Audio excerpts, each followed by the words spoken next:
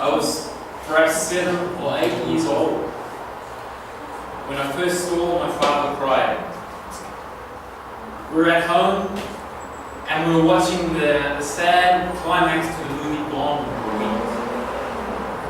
It was then 5 or 6 years later that I realised, that I come upon the realisation that I had a lot of similarities with my father's DNA. To my dismay, yes, we were both criers. Feelings, emotions, we all have them. But what sets us apart, what makes us unique as individuals, is how we express ourselves, how we express our feelings and emotions. Some of us tend to bottle up our feelings inside, keeping things close to our chest, not wanting to let the world know how we feel. Others are vocal and animated, happy to let the world know exactly how they are thinking and feeling. Our sex also plays a part. Women tend to be more in touch with their emotions, and this leads to the fact that they can then express themselves more freely. Anyone here who is married or has a girlfriend will probably know what I'm talking about. Men, on the other hand, tend to keep things to themselves more, mainly for the want of not being seen as being weak. A lot of these tendencies that we have had since the birth of civilization. Nothing has changed. But I think change is now on the horizon. I believe this, maybe not great change, maybe not evolutionary change, but change all the same. These changes which I speak about are the result of the world that we live in today. Wars and terrorists, economic meltdowns. Every time we turn on the television, it seems there's another dramatic event, something else bad is going on in the world, and there's not much we can do. As a common man in our society, the average man can just sit back and watch, almost helpless. But one of the things that we can do, and that is being done, is that people are taking it upon themselves to spread messages. To spread messages of love, of hope, of peace. In order to try and bring some sense of unity, some confidence just to the world. This is not a new phenomenon though. Throughout history, this has been collective man's reaction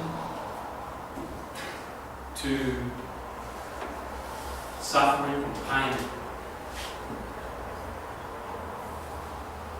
The difference this time is, and this is the difference which I think will maybe make change occur, the difference this time is that this time messages that are put out there can be given to the masses, to millions of people, thanks to the advent of technology, social media,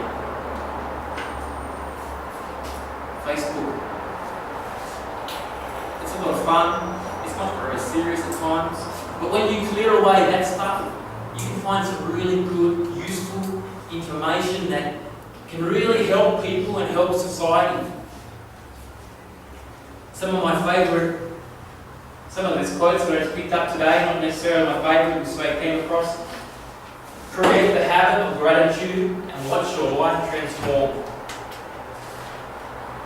Thousands of candles can be lit from a single candle, and the life of the candle will not be short. Happiness never decreases by being shared. I've learned that people will forget what you said, people will forget what you did, but people will never forget how you made them feel. These inspire me to the extent that when I receive them, ones that I like, I feel an obligation to share them with my friends. They are only words, you might say.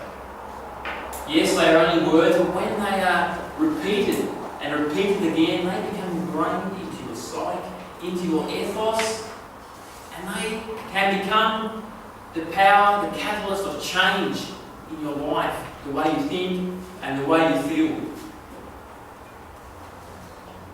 There's 1 billion people on Facebook. 1 billion. Just can you comprehend how large that is? That is a very powerful medium. It has the power to change perceptions, change attitudes, perhaps even change the world.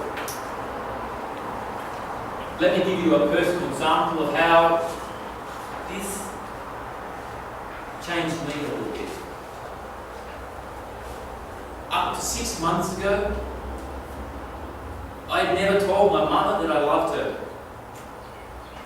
This was not because I didn't love her or didn't have a great relationship with her. This is simply because I didn't think it needed to be said. Our relationship was built on actions, and 3 little words was not going to make a big difference to our relationship. But then, just recently, the last year or so, I started to think about this. I started to think about this, and I started to realise and challenge these thoughts. And I started to think that perhaps the way I felt, the way I was acting, was not really how I felt anymore. I had changed. And this change, I believe, that occurred within me is because of this. Because I've been inundated with these messages day after day, time after time. So Christmas just passed. I went home for the first time in over 2 years. And I found the opportunity. And I found the courage to tell my mother that I loved her.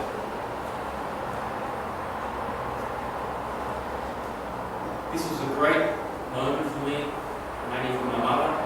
And it's something that perhaps I won't forget in a hurry. My mother deserved to hear this from me. And I truly believe that every mother deserves to hear that from their sons. This is just a personal story. And perhaps you wonder, it's not really going to change the world at all.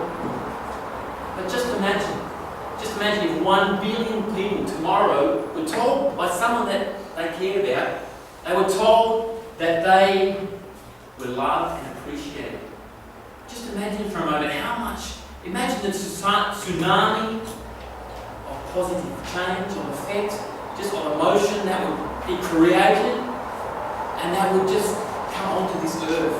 How great would that be?